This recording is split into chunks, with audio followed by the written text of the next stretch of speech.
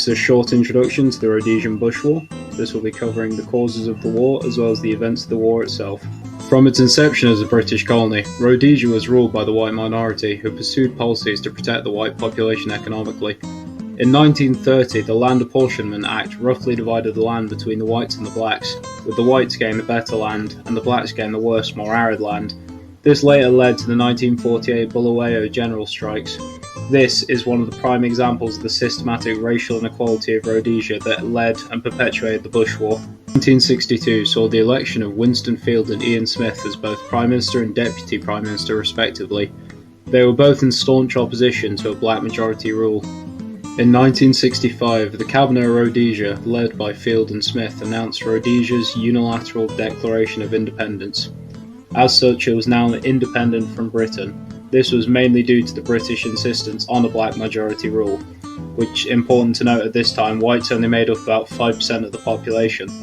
This ruined relations with Britain, its former colonial master, but as well with the UN, forcing a trade embargo on Rhodesia, crippling its trade. In 1965, the Cabinet of Rhodesia, led by Field and Smith, announced Rhodesia's unilateral declaration of independence. As such, it was now independent from Britain. This was mainly due to the British insistence on a black majority rule, which, important to note at this time, whites only made up about 5% of the population. This ruined relations with Britain, its former colonial master, but as well with the UN, forcing a trade embargo on Rhodesia, crippling its trade. In 1962, ZANU, the Zimbabwe African National Union, killed a white Rhodesian farmer. The Rhodesian government used this to begin imprisoning and dismantling their political opponents and banning the ZANU and ZAPU parties, using the attack as a pretext for the repression. ZANU and ZAPU retreated to neighbouring black-ruled countries, ZANU mainly operating from Mozambique with Chinese support, while ZAPU operated from Zambia, backed mainly by the Soviets. Moving on to the Bush War itself. In 1966, in what's considered one of the first engagements of the Bush War, ZANU insurgents attacked white farmsteads as they crossed into Rhodesia from Zambia. They were successful in destroying some farmsteads, but were quickly arrested and killed by the Rhodesian security forces. This helped serve to perpetuate fears amongst the white minority of black majority rule, further increasing the racial divide. In 1972, ZANU launched the attack on Altena Farm. This was an unsuccessful raid on unpopular white farmstead owner.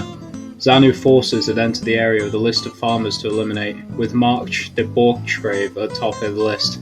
The initial raid was unsuccessful, and the follow-up raid after Borchgrave's relocation was also thwarted by Rhodesian forces.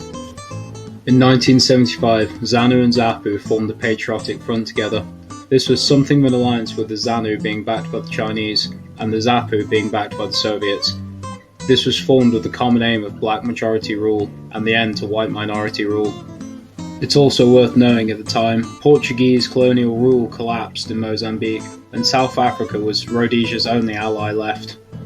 South Africa was hesitant to support the all-out war the Rhodesian government were prepared to fight to prevent black majority rule, and pushed the Rhodesian government to come to a settlement with the guerrillas rather than continue what they saw as an unsustainable regime of white minority rule. It's also worth noting that South African Prime Minister Vorster was against black majority rule and still refused to give concessions to the black population within South Africa.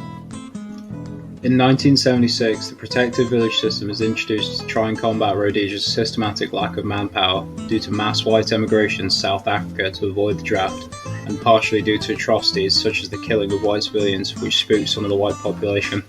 This, combined with ZANU and ZAPU policy of maximum economic destruction, where they targeted key assets and infrastructure in an attempt to disable Rhodesia economically, fed into the already apparent materiel and personnel shortages Rhodesia faced. The South African government also partially withdrew support. Previously, it supplied Rhodesia with men and material. It had now placed strict limits on munitions and fuel provided, as well as withdrawing direct military support, even though they did still provide some support in the background. This further served to perpetuate Rhodesia's ever-present lack of supplies. In 1976, the Rhodesian government begrudgingly accepted black majority rule within 2 years after increasing American and British pressure. An interim government was to be established, and in return the new sanctions previously placed on Rhodesia were lifted. This led to the government adopting a new policy of holding off the guerrillas to come to a compromise with moderate black leaders in an internationally recognised agreement. In 1978, a Zanli unit raided the main oil storage depot of Rhodesia. It burnt for days and resulted in the loss of a significant amount of Rhodesia's oil, crippling its ability to fight in the war. In the 1979 election, Muzorewa was elected. His government was not internationally accepted due to the exclusion of the main nationalist parties, mainly ZANU and ZAPU. All parties were later invited to peace talks in Britain, resulting in the Lancaster House Agreement, in which Rhodesia temporarily reverted to a British colony. The 1980 elections. The LHA continued the ceasefire and loosely supervised the 1980 elections.